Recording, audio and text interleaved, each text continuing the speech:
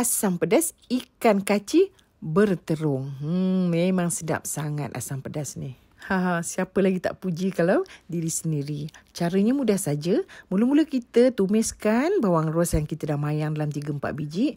Kemudian kita letakkan bahan-bahan kita dah kisar seperti bawang, bawang putih, halia dan juga kunyit. Kemudian kita letakkan lada kering yang kita dah blend. Nak letak berapa senduk, terserah kita. Saya letakkan lebih kurang dalam 2 senduk sebab rumah ni suka pedas.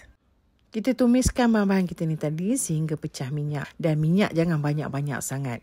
Bila dah pecah minyak, kita letakkan garam, serbuk perasa dan kita letakkan kita punya ikan ni tadi. Kacaukan dia rata, letakkan air. Air tu letaklah berapa banyak kita nak kuah dia tu. Kemudian kita letakkan daun kesum dan juga bunga kantan. Saya letakkan terung ungu sebab selain daripada kobis dan bendir, saya suka letakkan terung ungu ni dekat dalam asam pedas saya.